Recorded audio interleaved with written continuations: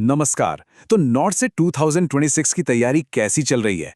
आज हम एक ऐसी जबरदस्त स्ट्रेटजी के बारे में बात करने वाले हैं जो आपकी तैयारी करने का तरीका पूरी तरह से बदल सकती है। तो तैयार हो जाइए। अच्छा, तो मुद्दे पर आते हैं। आज हम एक ऐसे रिसोर्स की बात करेंगे जो आपकी परीक्षा की तैयारी में एक गेम चेंजर साबित हो सकता है। और सबसे मजेदार बात यह है कि ये कुंजी कहीं दूर नहीं, बिल्कुल हमारी नजरों के सामने ही है। तो आज हम क्या क्या देखने वाले हैं? सबसे पहले हम समझेंगे कि नॉसेट परीक्षा को टैकल कैसे करें। फिर हम इमरजेंसी प्रोटोकॉल्स को डिकोड करेंगे। उसके बाद मनोरोग से जुड़ी स्थितियों का विश्लेषण करेंगे और आखिर में 2026 के लिए एक ठोस स्टडी स्ट्रैटेजी बनाएंगे। चलिए सबसे पहले और सबसे जरूरी कदम से शुरू करते हैं। हमें यह पता लगाना है कि जानकारी का सबसे भरोसेमंद, सबसे ऑथोरिटेटिव सोर्स क्या है। यही वो नींव है जिस पर हम अपनी पूरी तैयारी की इमारत खड़ी करने वाले हैं। हाँ, ये तो है। नॉर्सेट जैसी बड़ी परीक्षा की तैयारी करना थोड़ा ओवरवेलमिंग लग सकता है ना? मतलब इमरजेंसी की स्थितियों से लेकर मुश्किल मनोरोगों तक इतने सारे टॉपिक्स हैं कि समझ नहीं आता कहाँ से शुरू करें। इसीलिए एक स्ट्रक्चर्ड अप्रोच बहुत जरूरी है। तो इसका हल क्या है? इसका हल है एम्स के स्टैंडर्ड ट्रीटमेंट गाइडलाइंस यानी एसटीजीज। अब देखिए, ये कोई मामूली टेक्स्ट बुक नहीं है। ये वो दस्तावेज हैं जहां एम्स के टॉप विशेषज्ञ मिलकर इलाज के सबसे सही तरीकों पर फैसला करते हैं। मतलब ये हुआ कि परीक्षा में आने वाले सवालों के जवाब सीधे सीधे यहीं से मिलते हैं। ये तो एक सोने की खान है, सही में। ठीक है, थ्योरी तो हो गई। अब देखते हैं कि इसे प्रैक्टिकली कैसे इस्तेमाल करना है।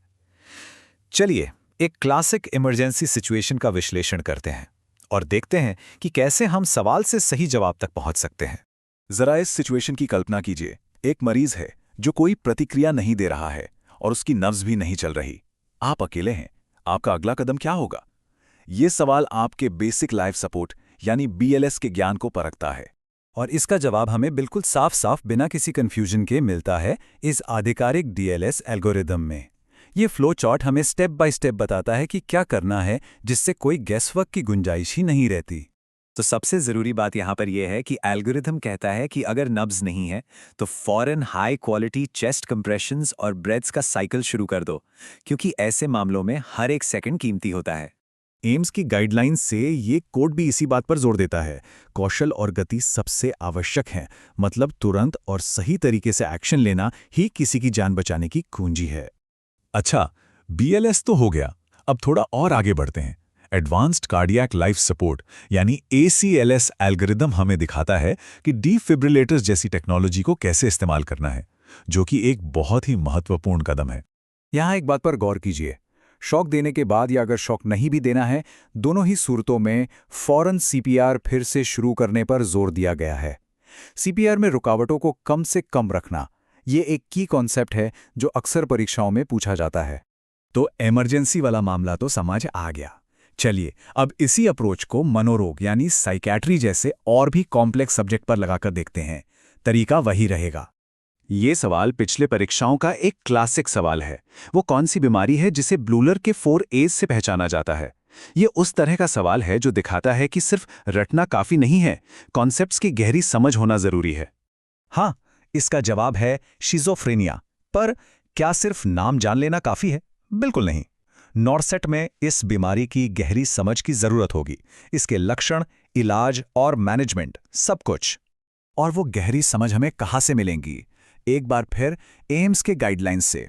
वो हमें इसकी बिल्कुल सटीक क्लिनिकल डेफिनेशन देती हैं, जो आगे के मुश्किल सवालों का आधार बनती है। ये वो जानकारी है जो हमें अच्छी तरह से पता होनी चाहिए। यहाँ जो बात सबसे जरूरी है वो ये है कि गाइडलाइंस एक मल्टी डायमेंशनल ट्रीटमेंट प्लान पर जोर देती हैं। इसका मतलब है कि परीक्षा के सवाल सिर्फ दवाइयों तक सीमित नहीं रहेंगे। वो मनोचिकित्सा, पुनर्वास या परिवार की भागीदारी जैसे विषयों से भी आ सकते हैं। और अब हम आते हैं सबसे क्रूशियल हिस्से पर।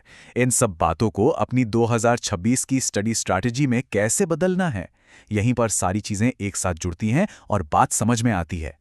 देखिए, स्ट्रैटेजी ये नहीं है कि गाइडलाइंस को पहले पन्ने से लेकर आखिरी पन्ने तक बस पढ़ते जाएं। नहीं, स्ट्रैटेजी ये है कि इन्हें एक टूल की तरह इस्तेमाल करें, हाई यील्ड क्वेश्चंस के जवाब ढूंढने के लिए।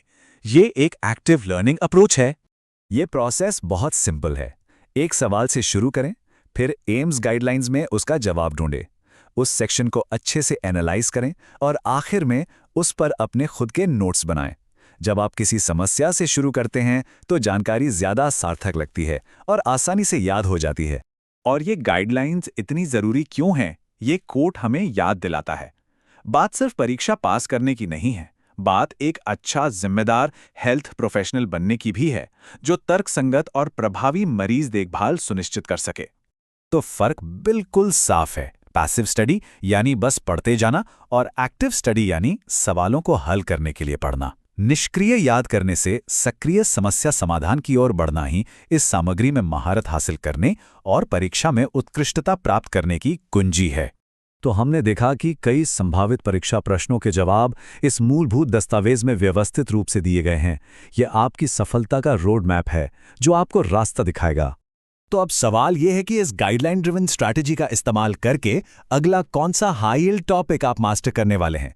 अब शक्ति आपके हाथ में है। इस मेथड को अपनी आदत बनाइए और देखिए कि तैयारी में कितना फर्क आता है।